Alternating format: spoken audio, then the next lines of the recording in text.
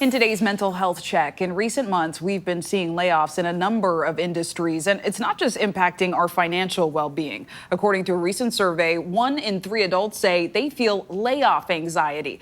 But for younger workers, that number is even higher. 40% of Gen Z report feeling anxious about potentially losing their job. Joining us now is Liz Bentley. She is a business and career consultant. Thank you so much for being with us. Yeah, thanks for having me. So, this isn't necessarily a medical, clinical term, but it is a real experience that many people are feeling. And there were more numbers here. More than 2/3 of workers now saying they value job security more than career growth. To me, translation, that means they value having a job. Talk about the impact this anxiety is having on the American worker. It's having a lot of impact. People are very afraid of losing their jobs right now, and it's a real thing, and they have anxiety over it.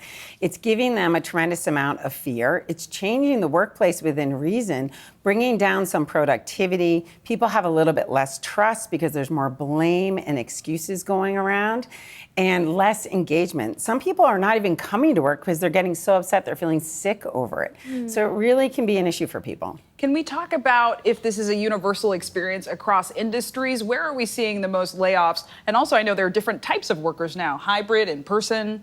Right. So what we're seeing first, Indeed reported that 47% of the online workers are more afraid of getting laid off as opposed to in the office workers, which was only 20%.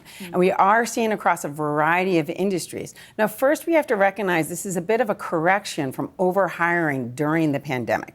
So we have to recognize that.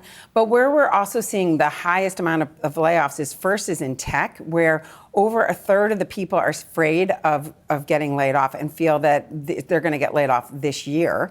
We're also seeing it in healthcare, where there have a lot of consolidation and financial challenges. In finance, it's impossible to get a job right now. The deal structure is, the deals are less and the market is a little bit more limited. In education, the COVID funds are running out and their enrollment is down. And then we also see it in retail, where online shopping and stores closing are really impacting things. So with anxiety, a lot of it is often us anticipating things, right? And according to the survey, workers say they notice certain things like team restructuring, cost-cutting measures before layoffs happen. That might sound familiar to a lot of folks at home. So what are some practical tools to cope with this fear? Well, okay. So the number one thing to remember is that you get to control you, and companies don't want to fire people who are good at what they're doing. They are in the business of being productive and putting out great work. So people really have to settle themselves and recognize that they really are in control of their destiny, right? So number one is separate fact from what we call fiction. What we have a tendency to do as human beings is always think it's about ourselves and start to panic. So really look at, how are you doing? What is your relationship like with your boss? What is your productivity, and how, what have you been doing in the workplace?